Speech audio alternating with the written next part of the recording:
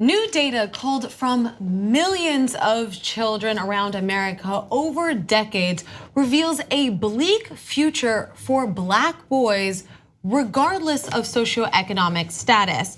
Now, this study is out of Stanford, Harvard, and the Census Bureau, and they found that Black boys raised in America, even in the wealthiest families and living in some of the most well-to-do neighborhoods, still earn less in adulthood than white boys with similar backgrounds. And this is according to this new study that I talked about that traced the lives of these millions of children. Now, what's interesting is that Black men consistently earn less than white men, regardless of whether they're raised poor or rich, but no such income gap exists between Black and white women raised in similar households. Now, for poor children on the opposite side of the spectrum, the pattern is reversed. Now, most poor Black boys will remain poor as adults, while white boys raised in poor families fare far better. Now, these gaps persisted even when Black and white boys grew up in families with the same income, similar family structures, similar education levels, and even similar levels of accumulated wealth. Now, the disparities that remain also can't be explained by differences in cognitive ability, which is an argument made by people who cite racial gaps in test scores that appear for both Black boys and girls. Now, further, an argument that a lot of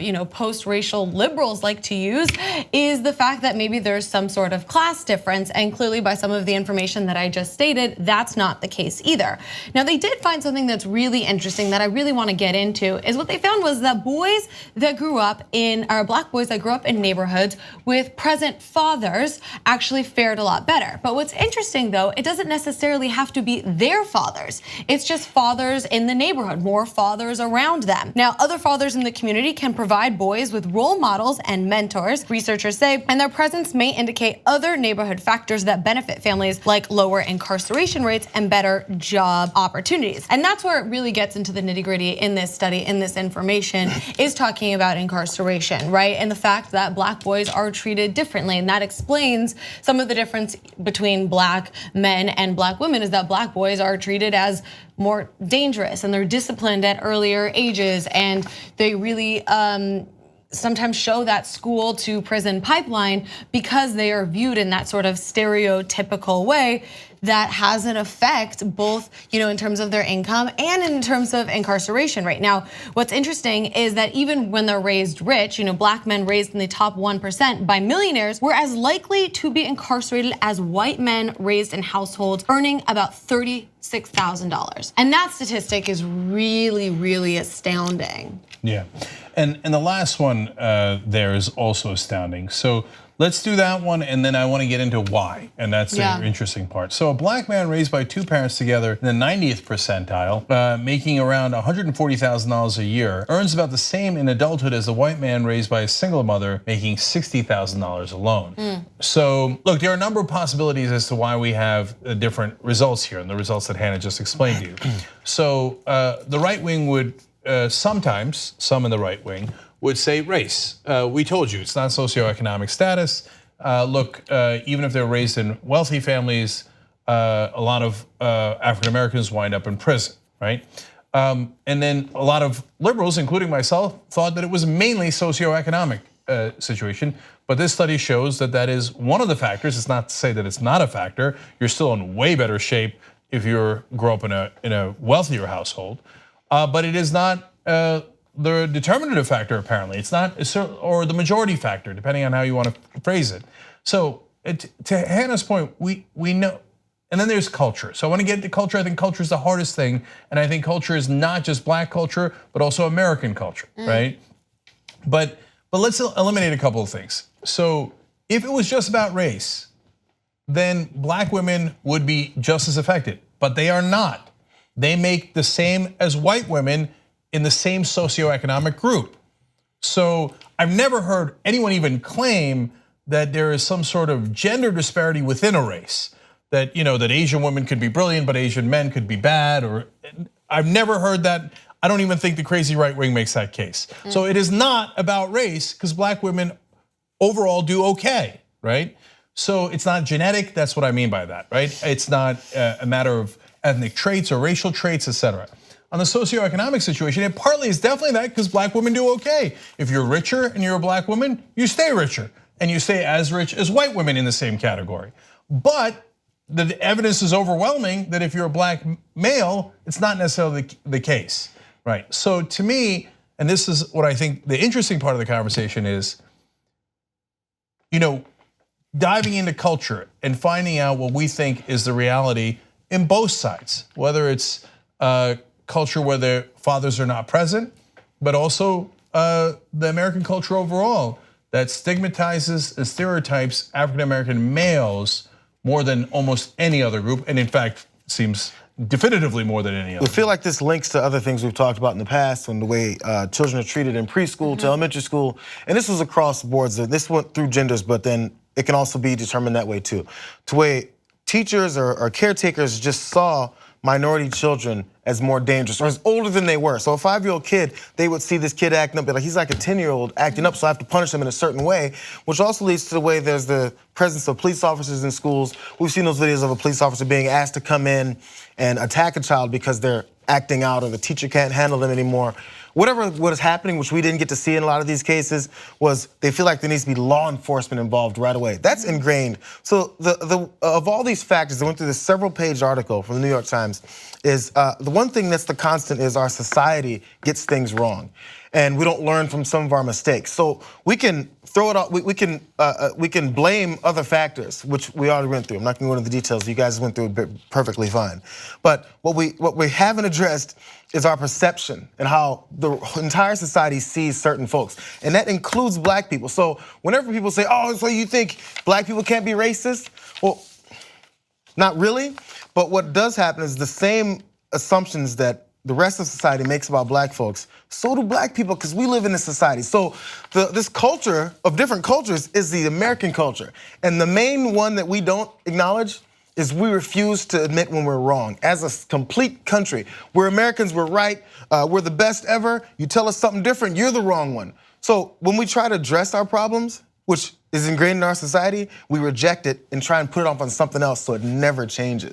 Well, I think you bring up an interesting issue, right? Like addressing our problems. And that's what Obama's anti-discrimination guidelines for schools actually tried to combat and address, because they were recognizing that black children and black boys in particular were being disciplined more severely and more often than the other students. And that's an issue that carries on through preschool and beyond. I mean, when you even talk about school safety measures, when they're searching backpacks and they're doing having kids wanded at schools, that doesn't show any sort of benefit, right, to the kids, to the communities, or anything like that. It's not in more dangerous communities. The kids don't show more dangerous things, but what it does is it creates a self-fulfilling prophecy for these students and for these kids who are treated as prisoners, who are treated as criminals, and then they end up as criminals and incarcerated. And when I'm talking about incarceration and more black men who are incarcerated,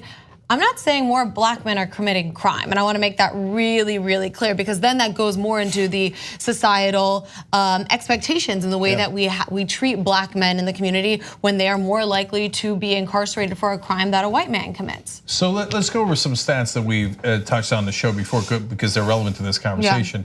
Blacks and whites do marijuana about the same rate. African Americans are arrested at 4 times the rate. And who are the people who are arrested the most? Black guys, right? So that affects them a lot more. And it's a little bit harder to recover if you've been put in jail. There's a lawyer that they talked to here in one of the suburbs of Washington in Maryland. That's actually one of the areas where black men do just as well as white men, because there's a lot of fathers around.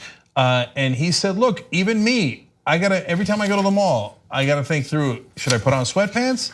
Or should I put on my sports coat? That doesn't make any sense to put on your sports coat in the middle of a weekend to go to the mall. But he's like, but if I go in the wrong outfit, God knows what happens to me.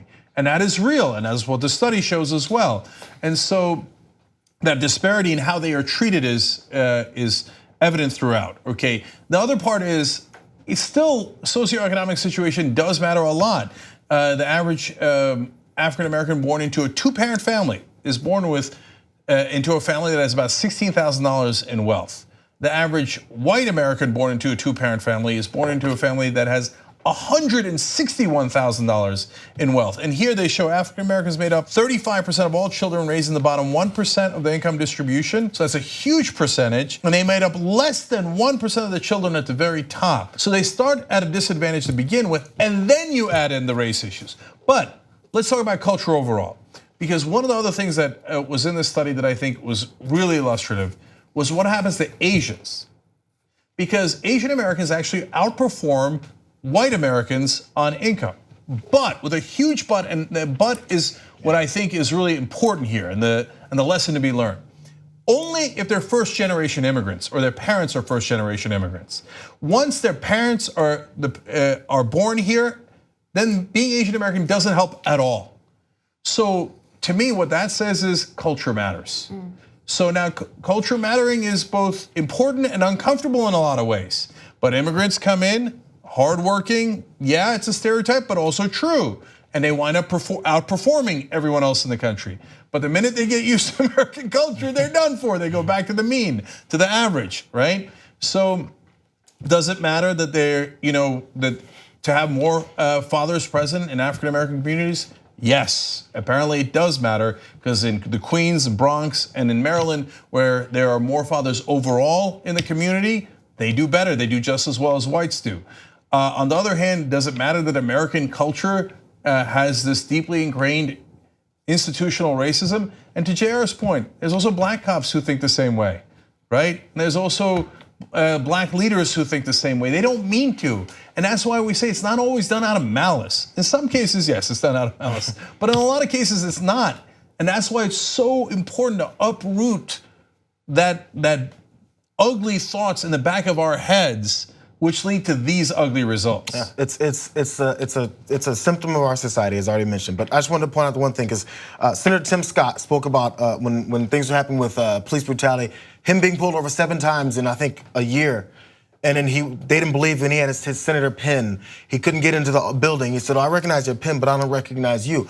On the other hand, Brock Turner, a college kid who was convicted of rape, got 6 months and got out 3 months into that sentence, and is now currently, at least last I heard, at the end of the year, appealing that sentence, because this is so unfair. There's a mindset that you begin your life with, and you approach society that way, and society treats you in accordance to it. And to that point, I want to read just one line from this article that is so well done. It says, the worst places for whites produce outcomes that are about as good as the best places for blacks. And I think that's really important, an important takeaway from this story. Yeah, so when we talk about white privilege, or anybody does, for the 18th time, or probably actually way more than that, it doesn't mean that if you're born in a holler in West Virginia, you are privileged and you're in great shape. But it does mean that even if you're born into that situation, and an African American male is born into a much higher economic upper middle class, even the rich, they should have a much greater advantage over you, but they don't. They get brought down by the factors that we mentioned here. And if you're at the same plane economically, well, the black guy's a lot more screwed than you are. And so you might not see that in your life, because you might think, well, it's not like I'm living high on the hog. But what this study is showing you is that they're even worse off. And it's not to malign you. It's not to criticize you. It's so that we can get those thoughts out of our heads. Last thing on this, you remember the famous Kansas study where a teacher had the brown-eyed and blue-eyed kids and told the brown-eyed kids they were superior and the blue-eyed kids were inferior? Not only did the brown-eyed kids immediately start doing better in school, some proxy for wealth here in this study, but the blue-eyed kids immediately internalized it and started doing worse. And then she flipped it, and again, now the blue-eyed kids thought they were superior and the brown-eyed kids thought that they were inferior, and their results immediately showed it. That's why we've got to fight against the stereotypes so that we can fix our culture. If you become a member of the Young Turks, you'll be saying, I'm like a smart person. So do it right now, tytnetwork.com/join.